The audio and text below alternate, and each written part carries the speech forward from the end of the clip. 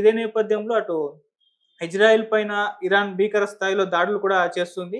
So, Israel వ్యాప్తంగా కూడా మొత్తం ఎమర్జెన్సీ విధించేశారు. ప్రభుత్వ కార్యాలయాలు వీటన్నిటిని కూడా బంద్ ప్రకటించడం చూస్తున్నాం. అలాగే అమెరికా స్థావరాలు ఎక్కడెక్కడ ఉన్నాయో ఈ మిడిల్ ఈస్ట్ ప్రాంతాల్లో వాటిపైన కూడా ఇరాన్ దాడులైతే చేస్తుంది. మరి ఇది ఎక్కడి వరకు దారి తీయొచ్చు? దీనికి సంబంధించి మొత్తం ఇన్ఫర్మేషన్ మీరేం చెప్తారు సార్? ఇరాన్‌కి సంబంధించిన ఫారిన్ మినిస్టర్ అబ్బాస్ అరాగ్చా ఆయన అరాగ్బీ ఆయన ఒక స్టేట్మెంట్ ఇచ్చాడు. అదేంటంటే ఎవర్ లాస్టింగ్ కాన్సిక్వెన్సెస్ చూస్తారు అని అమెరికాని హెచ్చరించాడు. ఎవర్ లాస్టింగ్ అంటే మీరు జీవితంలో మరిచిపోలేని ఒక చర్యలను మేము చూపిస్తాం మీకు అని ఆయన వార్నింగ్ ఇచ్చాడు. సో వార్నింగ్ ఇచ్చిన తర్వాత ఇమీడియట్ గా ఇజ్రాయెల్ మీద అటాక్స్ మొదలుపెట్టారు. ముఖ్యంగా టెల్ అవీవ్ మీద, తర్వాత జెరూసలాం మీద, హైఫా మీద, నెస్ జొమాన్ మీద, రిషాన్ లెజిన్ మీద, ఈ నగరాల మీద అంతా కూడా అటాక్ చేశారు. ఒక బన్ గురియాన్ ఎయిర్పోర్టు ధ్వంసం చేశారు. తర్వాత బయోలాజికల్ రీసెర్చ్ సెంటర్ నాశనం చేశారు. కమాండ్ కంట్రోల్ సెంటర్ మీద అటాక్ చేశారు. సో ఈ రోజు పెద్ద దాడి జరిగిందని చెప్పొచ్చు. ముఖ్యంగా ఏంటంటే ఇప్పటి వరకు ఇరాన్ వాళ్ళు డ్రోన్స్, మిసైల్స్, ఆ తర్వాత క్లస్టర్ బాంబులు, ఫతే 2 అని ఒక పవర్ఫుల్ సూపర్ హైపర్సోనిక్ బాంబులను వాడుతున్నారు.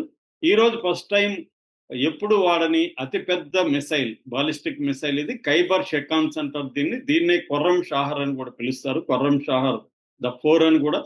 ఇది 1500 కేజీల బరువుని తీసుకెళ్లగలదు. అంత వార్ హెడ్ ఉంటుంది అనమాట. అలాంటివి మల్టిపుల్ గా మేము ఒక దాంట్లోనే మల్టిపుల్ వార్ హెడ్స్ ని ఇది క్యారీ చేస్తుందని చెప్తున్నారు. పైగా 2000 కిలోమీటర్ల వరకు కూడా ఇది అటాక్ చేస్తుందని చెప్తున్నారు. దీన్ని ఈ రోజు వాడారు. వాళ్ళ దగ్గర ఇంకా 3-4 వేల మిసైల్స్ ఉన్నాయని చెప్తున్నారు ఇరాన్ దగ్గర. సో ఇజ్రాయెల్ పరిస్థితి ఇవాళ చాలా అతలకుతలమైంది అని చెప్తున్నారు. దాదాపు 86 మంది గాయపడ్డారు. ఆ విజువల్స్ అంతా కూడా వీడియోలో బయటకు వచ్చేసాయి. ఎమర్జెన్సీ విధించారు.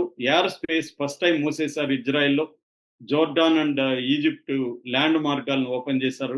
సో ప్రజలంతా కూడా ఇళ్లలో ఉండమన్నారు. అత్యవసరం అయితే తప్ప బయటికి రావద్దని చెప్పారు. సో ఒక రకంగా ఇజ్రాయెల్ కంప్లీట్ గా అటాక్ చేయగలిగారు అనమాట. ఇరాన్ చేయగలిగింది.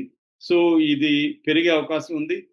ఇటు అమెరికన్ 19 ప్లేసుల్లో మిడిల్ ఈస్ట్ లో అమెరికన్ ఫోర్సెస్ ఉన్నాయి, డిఫెన్స్ ఫోర్సెస్ దాదాపు 50,000 ఉన్నాయి. వాటి మీద కూడా అటాక్ చేసే అవకాశం ఉంది. అట్లాగే హర్మోజ్ జలసంధిని మేము మూసేస్తున్నామని చెప్పి వాళ్ళ ఐఆర్జీసీ బ్రిగేడియర్ జనరల్ తంగ్ సిరి, ఆయన పేరు తంగ్ సిరి, ఆయన ప్రకటించాడు.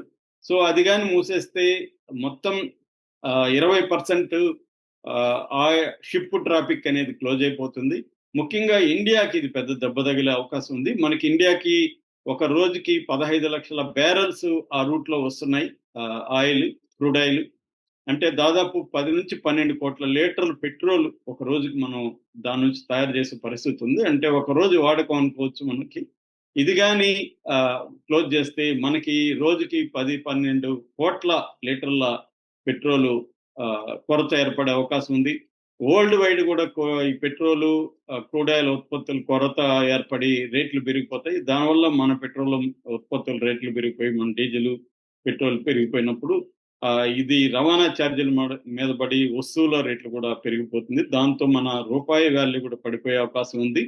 సో ద్రవ్యోల్బణం పెరిగే అవకాశం ఉంది. మన దేశ ఎకనామిక్ కూడా ఇది పెద్ద ఇబ్బంది కలిగే అవకాశమే ఉంది. సో ఇది ఎక్కడికి దారితీస్తుంది అనేది ఎవరు కూడా ఊహించని పరిస్థితి. మొత్తానికైతే ఒక యుద్ధానికైతే తెరలేపినట్టుగా ట్రంప్ అండ్ నెతన్యాహు కలిసి చేశారని మాత్రం మనం చెప్పచ్చు. సో ఇరాన్ అయితే తగ్గే పరిస్థితి కనిపించలేదు. ఇరాన్కి మద్దతుగా ఇప్పటివరకు ఏ దేశం కూడా రంగంలోకి అయితే దిగలేదు. కానీ ఇండైరెక్ట్ గా చైనా ఇరాన్కి కార్గో ఫ్లైట్లలో మన దీనికి సంబంధించిన మిసైల్స్ సంబంధించిన ఎక్విప్మెంట్, తర్వాత డిఫెన్స్ టెక్నాలజీకి సంబంధించిన బ్యాటరీస్ అవన్నీ కూడా పంపించిందని చెప్తున్నారు. సో ఇప్పుడు దీనికి ప్రతీకారంగా ట్రంప్ ఏం చేయబోతున్నాడు? ట్రంప్ మళ్ళీ ఇరాన్ మీద అటాక్ చేయబోతున్నాడు. ఎందుకంటే ట్రంప్ హెచ్చరించాడు, శాంతికి మీరు రాకపోతే మళ్ళీ నేను అటాక్ చేస్తానని.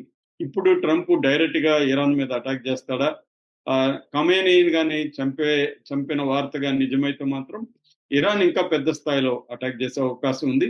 అటుపక్క హౌతీలు, తర్వాత హిజ్బుల్లా వాళ్ళు, వీళ్ళు కూడా అటాక్ చేసే అవకాశం ఉంది. ఇవన్నీ జరిగితే మాత్రం ఆ, రష్యా, చైనాలు కూడా రంగంలో దిగే అవకాశం ఉంది. ఆల్రెడీ నార్త్ కొరియా రంగంలో దిగుతానంటుంది. పాకిస్తాన్ హెచ్చరించింది ఆల్రెడీ. సో ఒక థర్డ్ వరల్డ్ వార్ వచ్చే అవకాశం ఉంది అన్న భయాందోళనలు అయితే మొత్తం ఇంటర్నేషనల్ గా కనిపిస్తున్నాయి మనకి. ఆల్రెడీ యుఎన్ ఎస్సీ అంటారు, అంటే యునైటెడ్ నేషన్ సెక్యూరిటీ కౌన్సిల్ ని ఏర్పాటు చేసి ఇప్పుడు అత్యవసర సమావేశం ఏర్పాటు చేయమంటున్నారు. అట్లాగే ఇంటర్నేషనల్ ఆటమిక్ ఎనర్జీ ఏజెన్సీ ఈరోజు అత్యవసర సమావేశం చేస్తుంది. సో ప్రపంచ దేశాలన్నీ కూడా దీని పట్ల స్పందిస్తున్నాయి. సో యుద్ధాన్ని ఆపమని చెప్తున్నాయి. కానీ ఇరాన్ అయితే ప్రతీకార చర్యతో రగిలిపోతుంది. సో ఇజ్రాయెల్ కూడా అటాక్ మొదలుపెట్టింది మళ్ళీ ఈ రోజు కూడా. సో ఈ నేపథ్యంలో ఇది నెక్స్ట్ ఎలాంటి పరిణామాలు చోటు చేసుకుంటాయి, దీనివల్ల ఇండియాకే కాదు మొత్తం ప్రపంచం అఫెక్ట్ అవుతుంది. మనం అయితే ఖచ్చితంగా అఫెక్ట్ అవుతున్నాం. ఇండియా కూడా అఫెక్ట్ అయ్యే అవకాశాలు అయితే ఉన్నాయి.